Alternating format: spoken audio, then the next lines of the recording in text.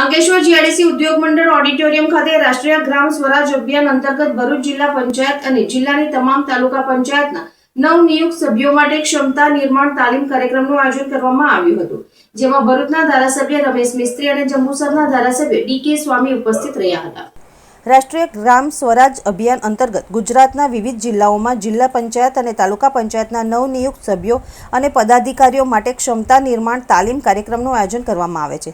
આ તાલીમનો મુખ્ય હેતુ સ્થાનિક સ્વરાજ્યની સંસ્થાઓને વધુ સશક્ત, જવાબદાર, કાર્યક્ષમ બનાવવાનો છે, જે અંતર્ગત અંકલેશ્વર જીઆઈડીસીમાં આવેલ ઉદ્યોગ મંડળ હોલ ખાતે ભરૂચ જિલ્લા પંચાયત અને જિલ્લાની 9 તાલુકા પંચાયતના નવનિયુક્ત સભ્યો પદાધિકારીઓ માટે ક્ષમતા નિર્માણ તાલીમ કાર્યક્રમનું આયોજન કરવામાં આવ્યું હતું।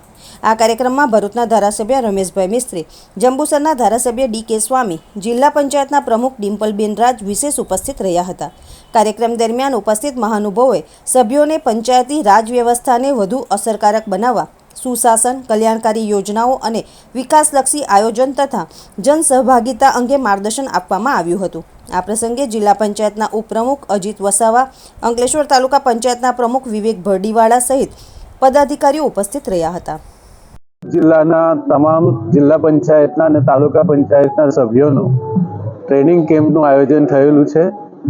રાજ્ય સરકારના પંચાયત વિભાગ દ્વારા ભરૂચ જિલ્લા પંચાયત દ્વારા આજે સવારથી સાંજ સુધી જુદા જુદા વિષયો ઉપર રાજ્ય સરકારની કલ્યાણકારી યોજનાઓ, ભારત સરકારની અને રાજ્ય સરકારની જુદા જુદા પ્રકારની લોક ઉપયોગી યોજનાઓ, પંચાયત અધિનિયમ સહિતના વિવિધ પ્રકારના માર્ગદર્શનનો સત્રો દરમિયાન આજે અમારા તમામ તાલુકા જિલ્લા પંચાયતના સભ્યોને ટ્રેનિંગ આપવામાં આવશે। રાજ્ય સરકારના ટ્રેનર હિંમતભાઈ અને અમારા જિલ્લા પંચાયતના વરિષ્ઠ અધિકારીઓના માર્ગદર્શનથી મોટી સંખ્યામાં ભરૂચ જિલ્લાના તમામ જિલ્લા પંચાયત અને તાલુકા પંચાયતના સભ્યોની વિશેષ ઉપસ્થિતિમાં આ કાર્યક્રમનો શુભારંભ થયો છે। એચ.જે. પરમાર, પંચાયત તજજ્ઞ, SIRD સ્પીપા, અમદાવાદ।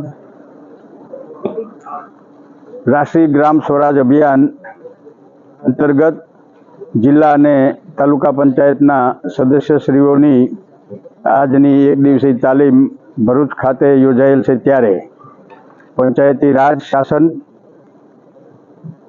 ગ્રામ પંચાયત વિકાસ આયોજન, પંચાયતને મળતા ફંડો, જિલ્લા તાલુકા પંચાયતની સમિતિઓ, જિલ્લા તાલુકા પંચાયતનું ભંડોળ અને ગ્રામ પંચાયતના સામાજિક, આર્થિક, શૈક્ષણિક વિકાસને લગતી બાબતો, ભારત સરકાર અને રાજ્ય સરકારની વિકાસલક્ષી યોજનાઓ, માળખાકીય સુવિધાઓ માટે જુદા જુદા વિભાગ સાથે ભારતના બંધારણની અનુસૂચિ 11 મુજબની જે 29 બાબતો છે એ, અને એ સિવાય મારી દ્રષ્ટિએ મારું ગામ કઈ રીતે શ્રેષ્ઠ બને એ બાબતો આજની તાલીમનો વિષય રહેશે।